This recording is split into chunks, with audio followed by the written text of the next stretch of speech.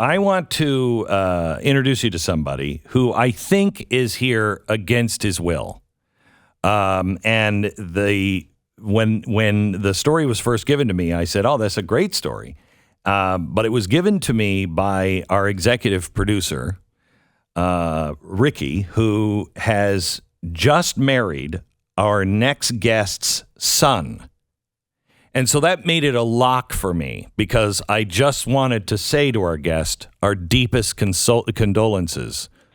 Or is it her deepest No, it was congratulations. Congratulations. Yes. It was a con, one way or another. Yeah, it was a con. Started with a con, anyway. Eric Fellman, how are you, sir?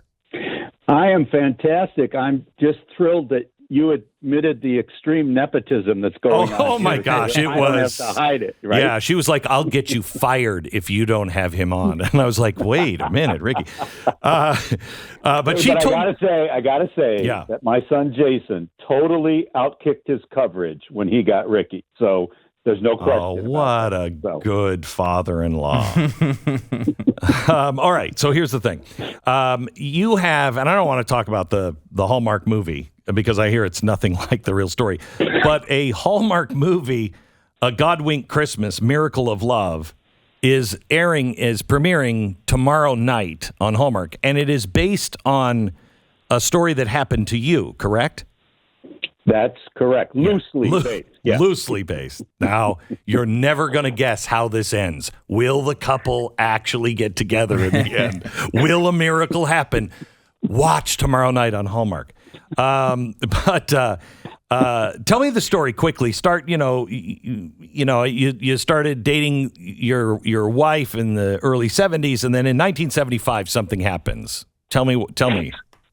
So we met that previous summer, and we built a relationship, got engaged, and a few weeks before we were to be married, I was working, and I was involved in a horrible accident, and I was traveling. I was in the small town of Oshkosh, Wisconsin, and the doctors didn't think I would survive, but one of them had gone to a seminar, which is where the Godwink comes in, which means a coincidence. And I had a severe liver injury. And okay, hang on.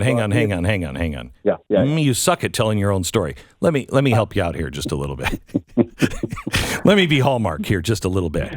You were working like 8 weeks straight so you could pay for the honeymoon when you're on vacation. You're up in where? Wisconsin, and she's in San Diego? That's correct. Okay. That's correct, and your truck won't start that you're using for your job, and you get underneath it, and the car brake goes out and actually lurches forward and crushes everything from the belt up, right? Except for your head. That is very true. And it did get part of my head because it smashed my jaw in 3 places. Holy cow. And so when you're laying there, how long were you laying there? Was anyone around? So I was in the parking lot of a little restaurant, and I knew what had happened, and I thought, well, I'm dead. I really did. And I had one of those moments where you hear from God, and he said, not yet. And so I kind of tried to holler, and somebody ran up, and this woman started screaming, and they immediately called the EMTs and got me to the local hospital, Oshkosh Mercy Medical Center. So your jaw, both collarbones, several ribs broken, right arm shattered. They actually went, if I'm not mistaken, they called your bride-to-be and said, don't rush. He's not going to make it. Yeah. She was actually at her bridal shower. And my father called her father, and he called the church and said, send Joy home right now. They got a hold of the hospital, and they said exactly what you said. He's not going to make it. Don't rush out here. We're so sorry, But she jumped on a plane anyway, and obviously I survived, and the first thing I saw when I opened my eyes was her lovely face, and I'm trying to figure out how did she get here? Because, I was out of it for several hours. Yeah. So when you got in to surgery, your liver ruptured, and that's normally a death sentence, right? Correct. Yeah. But the guy who was just happened to be on duty, I mean, you weren't with a specialty, you were just at the hospital, the next hospital that could take you, right? Correct. Yeah. And he just happened to be on call. Yep. Okay. And so he happened to be on call. And what had he just happened to do?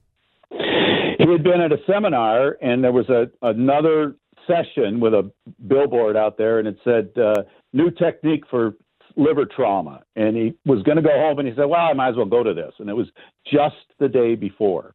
So therefore, the coincidence that the writer called a Godwink. And he said to his partner, one was named Graver, the other was partner was Isom.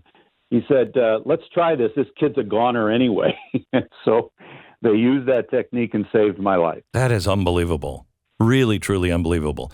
You went on. I just love this because I love Norman Vincent Peale. You went to work with Norman Vincent Peale and Donald Trump as the co-chair of Peale's 90th birthday, right? Which had to be. Well, that was an amazing event where Trump's father loved Dr. Peale. And so when Trump was a teenager, there was an assigned seat for him to sit in Peale's church in 29th and 5th Avenue in Manhattan every week. And later, when Peale came around to this big celebration for his 90th birthday, Trump and then former Governor John Y. Brown of Kentucky were the co-chairs, but Trump was in charge. And we met in Manhattan, and I was placed, as the staff executive responsible to help him with whatever he needed. So, I mean, there were 20 people in the room, but I got to spend 2 or 3 sessions watching him orchestrate a wonderful event for Dr. Peale's 90th birthday. And you've gone on to you went to China, and you were there when the churches were open for the first time after 50 years. Yep. And that was an amazing experience. Joy went with me. The Chinese government was very anxious to show that they were loosening at that time. And we attended a few church events, but also experienced through interview what many of the believers had gone through in terms of imprisonment and torture during the 40 years between when the churches were closed and when they were reopened. You also had 3 kids. One of them is Jason, and now he's married to Ricky, which kind of makes it cheapens it a bit, doesn't it? I mean, you went on to do all these things. Well, I can't say that because I never thought I'd ever get to be on Glenn Beck's radio show. So, this is another amazing event in my life. I have to tell you, I saw a bit of the clip. What you just told me and what I knew, it doesn't seem like Hallmark. It doesn't seem like anything like what you just told me.